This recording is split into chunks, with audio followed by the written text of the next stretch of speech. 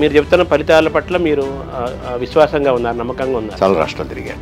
ప్రజల నాడి ఎలా ఉంది ఎన్నికల ముందు రాజకీయంగా అనేటట్టు ఏ ఎన్నికల్లో ఎంతెంత శాతం పోలింగు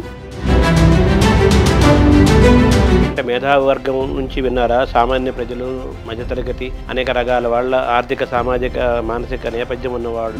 దానికి ఒక మెథడాలజీ, ఒక నియోజకవర్గం, పురుషులు ఎంతమంది, స్త్రీలు ఎంత, కులాల వారీగా ఎలా, వయసుల వారీగా ఎలా. మీ అంచనా ప్రకారం బీజేపీకి ఎన్ని సీట్లు వస్తాయి? మొత్తం తిరిగిన తర్వాత నేను ఒకప్పుడు ఏమనుకున్నానంటే 220 నుంచి 230 వస్తాయి అనుకున్నాను. బీజేపీ ఎలా ఉంది ఇవాళ పరిస్థితి చూస్తే? ఆయన అమిత్ షా కూడా మధ్య చెప్తూ ఇప్పటికే మేము మ్యాజిక్ ఫిగర్ మాకు ఎలవని మాకు వచ్చేసాయి, దాటేసాము, ఇంకదంతా బోనస్ అన్నట్టుగా ఆయన మాట్లాడుతున్నారు కదా. మీరు ఆయన మాటలతో ఏకీభవిస్తున్నారా, ఎక్కడ విభేదిస్తారు? ఆయన ఆ మాట చెప్పారండి, విన్నాను నేను కూడా. ఆయన చెప్పిన దాన్ని చూస్తే 100 పోటీ చేస్తే 70 నగ్గాలి, అంత వాస్తవం లేదనేది మీ అంచనా? అంత స్ట్రైక్ రేటు వాళ్ళు పీక్లో ఉన్నప్పుడు కూడా లేదు.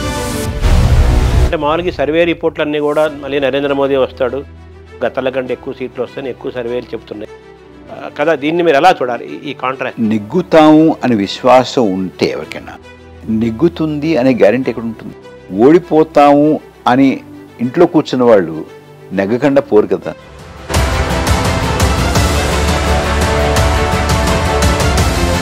ఇప్పటిదాకా వచ్చిన సర్వేలు కానీ మీరు చెబుతున్నవి కానీ ఇవన్నీ యాటీజ్గా జరుగుతుందని చెప్పే హక్కు కానీ పరిస్థితి కానీ ఎవరికి ఉండదు. అది ఎటైనవచ్చు ఇటైనవచ్చు అనేది దాన్ని మనం గౌరవించాలంట. ఇంకొక చిక్కు ఉందండి, ఓటు పర్సంటేజ్కి, సీట్ల సంఖ్యకి ఇక్కడ కూడా పొంతం ఉండకపోదు. రేపు 2024 ఎన్నికల్లో మరి ఎన్డీఏ ప్రభుత్వం, బీజేపీ ప్రభుత్వం అధికారంలోకి వచ్చే అవకాశాలు లేవనేది నా అంచనా అండి. నరేంద్ర మోడీ 14లోనో 19లోనో ఒక బ్రాండ్, ఇది సర్వరోగ నివారిణి అంటూ మనం పెద్దగా ప్రొపగండా ఇచ్చాం. అంటే పెర్ఫార్మెన్స్కి పబ్లిసిటీకి మధ్య బాగా అంతరం ఉంది. ఇవాళ నరేంద్ర మోడీ గారి పరిస్థితి అది.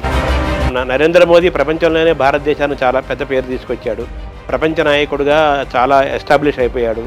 పెద్ద పెద్ద దేశాలు కూడా తరచున ఆయన నించున్నారు, వాళ్ళు కూడా ఈయన ఆరాధిస్తున్నారు, గ్లోబల్ లీడర్గా ఎస్టాబ్లిష్ అయ్యాడు. నరేంద్ర మోడీ అనేటువంటి వారు చాలా గొప్ప నాయకులు. ఆయన ఈ దేశానికి అంతకుముందు ఎవరు కూడా భారతదేశం అంటే ఏంటో తెలిసేది కాదు, ఇప్పుడే తెలుస్తోంది.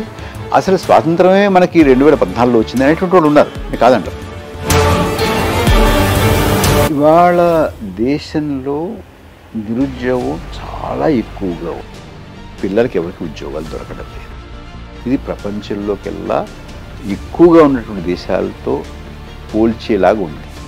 మళ్ళీ NDA government, BJP government, Modi government అధికారంలోకి వస్తే ఇంకా భవిష్యత్తులో ఎన్నికలే ఉండవన్నారు, అంత పెద్ద మాట వాడారు కదా. అది ఎందుకన్నారు? నేనేం చెప్పానంటేనండి,